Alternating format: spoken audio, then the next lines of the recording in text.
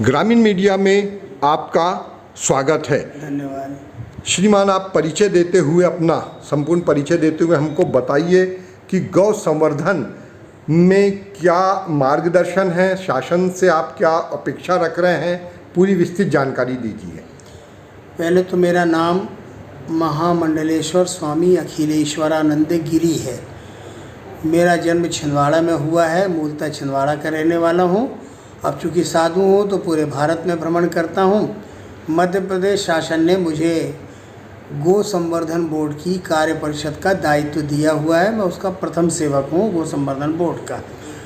गो संवर्धन बोर्ड के माध्यम से मध्य प्रदेश शासन की गो संरक्षण की नीति, प्राकृतिक खेती के लिए प्रोत्साहन और जैविक उत्पादन के लिए किए जाने वाले कार्य और उसके साथ साथ घर घर या किसान अपने खेतों में गो पालन करे, इस प्रकार की नीतियों का क्रियान्वयन करना और गौशालाएं जहाँ जहाँ भी खुल रही हैं मनरेगा के वित्तीय सहयोग से, उन गौशालाओं में बेहतर संचालन कैसे हो, उसके लिए गौशालाओं के जो संचालक हैं उनको मार्गदर्शन करना और साथ साथ मध्य प्रदेश गो संवर्धन बोर्ड की ओर से चारे भूसे का जो शासन ने अनुदान तय किया है, उस अनुदान का वितरण करना, ये मुख्य रूप से गो संवर्धन बोर्ड के कार्य हैं। इसके साथ साथ बहुत सारी बातें जब हम पूरे प्रदेश में भ्रमण करते हैं तो हमारे संज्ञान में लाई जाती हैं कि जैसे भूसे की समस्या आ रही है, चरनोई भूमि पर अतिक्रमण हो गया है और गायों के पालन करने की जो अभिरुचि लोगों में जाग रही है,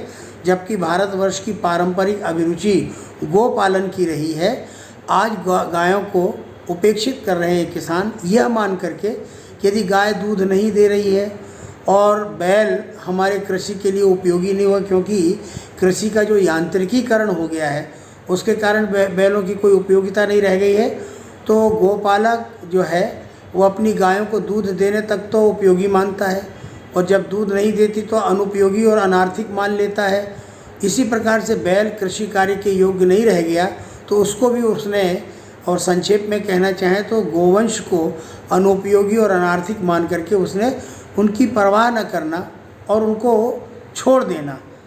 अब जब वो छूट जाता है तो सड़कों पे चला आता है और ख़ास तौर से बरसात के दिनों में जब किसान अपने खेतों में बीज बो देता है और बीज जब जगने लगता है तो कहीं बीज की फसल की हानि न करे किसान, तो अपनी फसल सुरक्षा के स्वार्थ को ध्यान में रखते हुए और गोवंश की अनुपयोगिता और अनार्थिकता को ध्यान में रखते हुए जब वो उपेक्षा करता है तो एक बहुत बड़ी विकराल समस्या गोवंश के पालन पोषण के सामने आती है।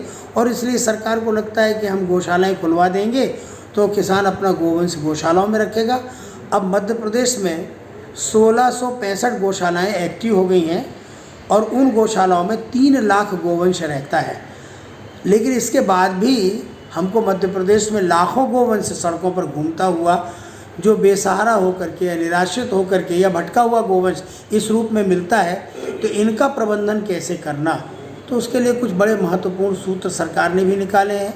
समाज से बातचीत करने के बाद भी और हम स्वयं घूम घूम करके जब देखते हैं और संभावनाओं को तलाशते हैं कि रोड से ये गोवंश कैसे गांव की तरफ आ जाए, प्रकृति की तरफ आ जाए या जंगल की तरफ आ जाए, तो ऐसी कौन सी कार्य योजना हम बनाएं। तो मध्य प्रदेश सरकार को हमने 2018 में एक कार्य योजना बना के दी थी कि गाय का भोजन जंगल में और जंगल का आहार गाय के पास, ये प्राकृतिक समीकरण है सृष्टि के आदिकाल से।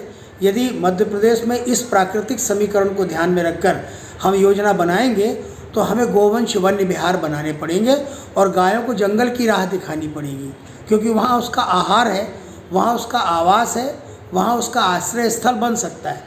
और ये इसलिए भी कहा जाता है तर्क के साथ कि जब अंग्रेज़ों की सरकार थी हमारे देश में, मध्य प्रदेश में भी उनकी हुकूमत थी, तो सन 1916 में मध्य प्रदेश के जंगल में अंग्रेज़ों ने गौसदन बनाए थे और सिर्फ इसलिए बनाए थे कि 4 महीने गोवंश गौसदनों में रहे और जैसे ही कार्तिक का महीना आए और गायों के गोवंश के जो पर्व प्रारंभ होते हैं घरों में, वो गोवंश घरों में वापस आ जाए, तब तक किसान की फसल भी घर में आ जाती है और गायों के घर में खाने के लिए जो चारा भूसा है वो उपलब्ध हो जाता है।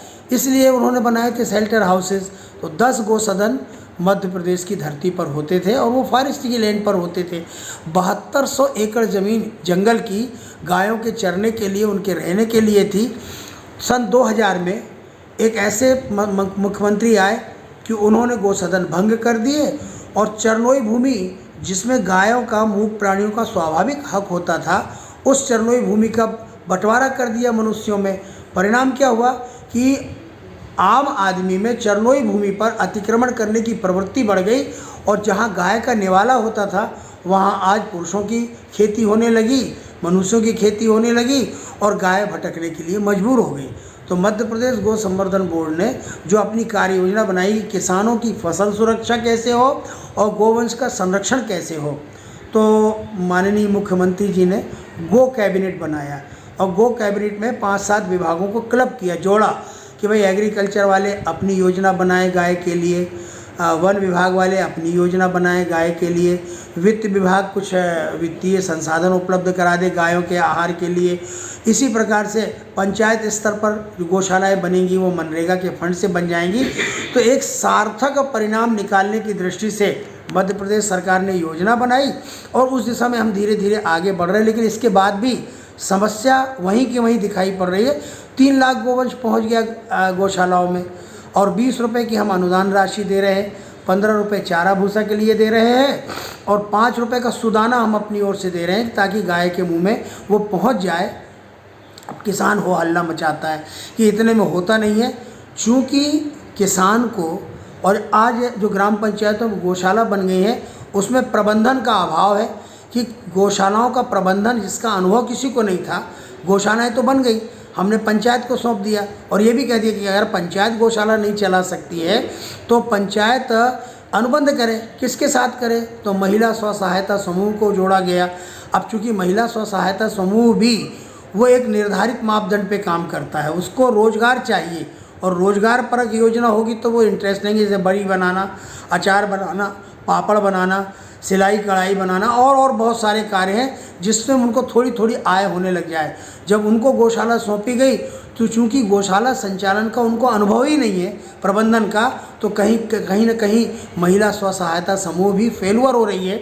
तो लगता है कि अब एनजीओस तैयार होने चाहिए और जो एनजीओस सामाजिक आधार पर तैयार होते हैं, समाज सेवी संस्थाएं होती हैं, उनको सौंपना चाहिए। और ये इसलिए भी विचार किया जा रहा है कि 627 गौशालाएं मध्य प्रदेश में ऐसी हैं जिनको एनजीओस द्वारा संचालित किया जा रहा है, स्वयंसेवी संस्थाओं के द्वारा, और उनके यहाँ किसी भी प्रकार की अव्यवस्था नहीं देखी जा रही है और साथ साथ उनको भी उतना ही अनुदान मिल रहा है जितना मनरेगा की गौशालाओं को मिल रहा है।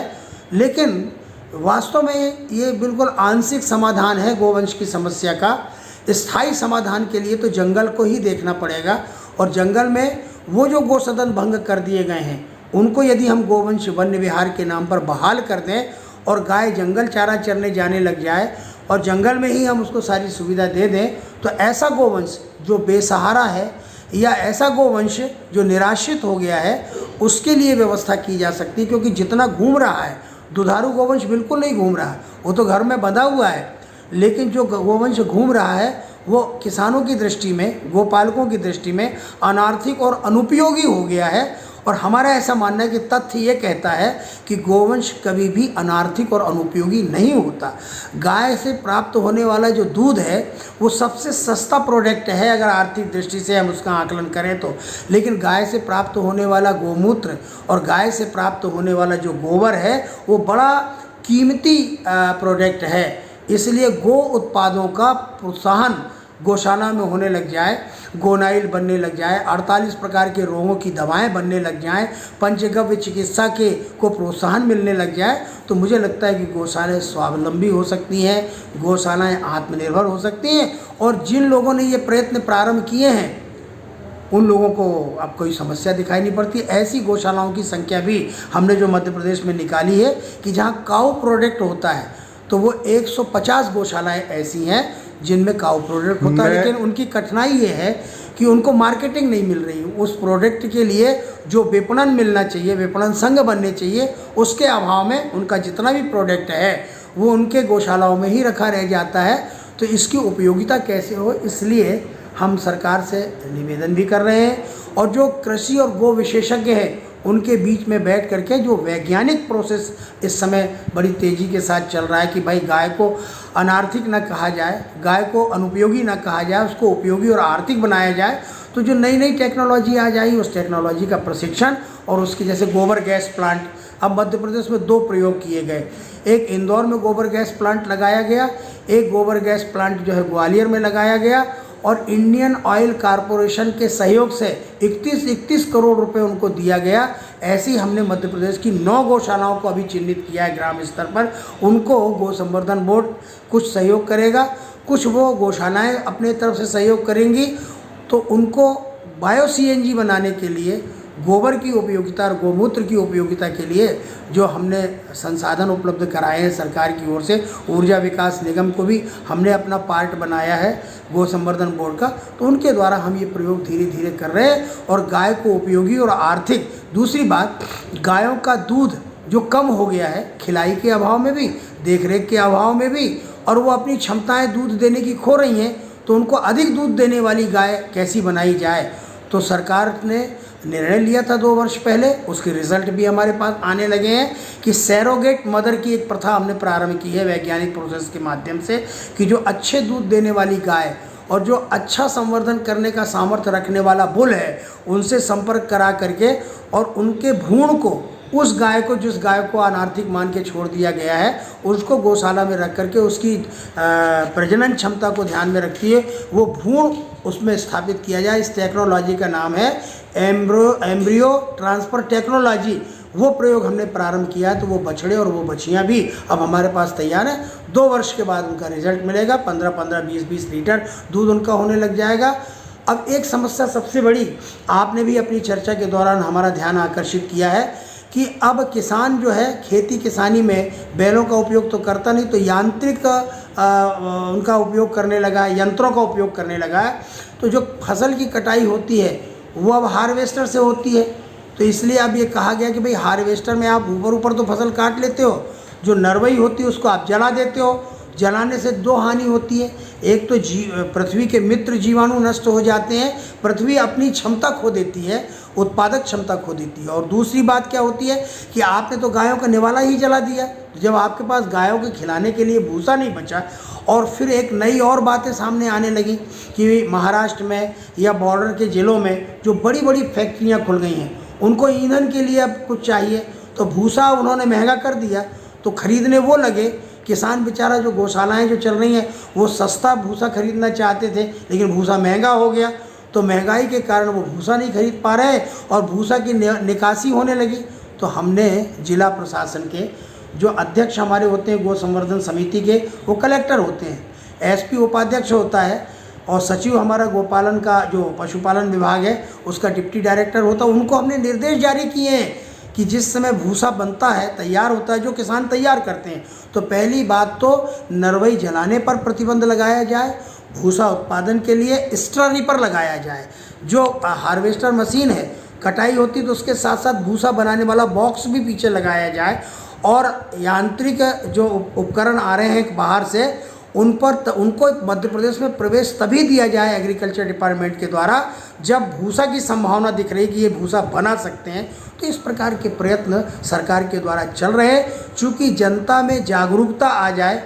अब दूसरी बात, हमारी फसल का उत्पादन कैसे हो, तो इसलिए सरकार ने प्राकृतिक खेती को बढ़ावा देना, प्राकृतिक खेती के साथ साथ जैविक उत्पादन को बढ़ावा देना, और जैविक उत्पादन के लिए जब हमको गाय का गोबर और गोमूत्र चाहिए तो गोपालन की प्रवृत्ति को फिर से बढ़ावा देना। और सरकार ने योजना बनाई है कि जो किसान प्राकृतिक खेती करेगा, जैविक उत्पादन करेगा, अपने खेत में गाय से प्राप्त गोबर और गोमूत्र का उपयोग करेगा कीट नियंत्रक के रूप में या उर्वरक शक्ति बढ़ाने के लिए, ऐसा किसान जो गोवंश पालेगा, देशी गोवंश पालेगा, हम 900 रुपया प्रतिमास ऐसे किसान को देंगे। वो 4 गोवंश पाले या 8 गोवंश पाले, दूध भी होगा उसके पास, और ये दूसरा जो प्रोडक्ट है काऊ प्रोडक्ट, जैसे गोबर और गोमूत्र पंचगव्य, वो उसका भी उत्पादन करेगा। तो इस प्रकार की प्रोत्साहन योजना सरकार ने जो बनाई है उस दिशा में हम काम कर रहे हैं। अब दूसरी बात, एक अभी बातचीत से आपके द्वारा निकली कि गोवंश तस्करी के लिए भी जा रहा है, जबकि मध्य प्रदेश में गायों के स्लाटर हाउस कहीं भी नहीं है। अधिकृत रूप से लाइसेंस धारी स्लाटर हाउस बिल्कुल नहीं है। मांसाहारियों के लिए भले ही हों, लेकिन गायों के नहीं है। चूँकि सुप्रीम कोर्ट के 7 जजों की बेंच ने एक फैसला 600 पेज का दिया है कि इस देश में गायों के कत्ल खाने बंद होने चाहिए। वो फैसला अंग्रेजी में है, उसका शीर्षक है banned cow slaughter houses in India. Bharatvarsh में गायों के कत्ल खाने बंद होने चाहिए। तो उस सुप्रीम कोर्ट के आलोक में मध्य प्रदेश सरकार ने मध्य प्रदेश गोवंश वध प्रतिषेध अधिनियम बनाया है।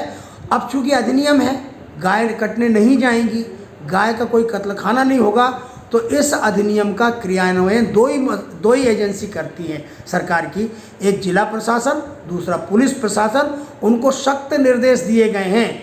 और इसमें बीच में कोर्ट भी आता है कि भाई कोर्ट में लोग चले जाते हैं और उन वाहनों को जब्त करने के लिए जिसमें ये गो तस्करी हो रही है, और जो गो तस्करी का वाहन संदिग्ध है, तस्करी का गोवंश जो संदिग्ध है, उसको गौशालाओं में रखिए, उसके लिए भी व्यवस्था बनाई गई है।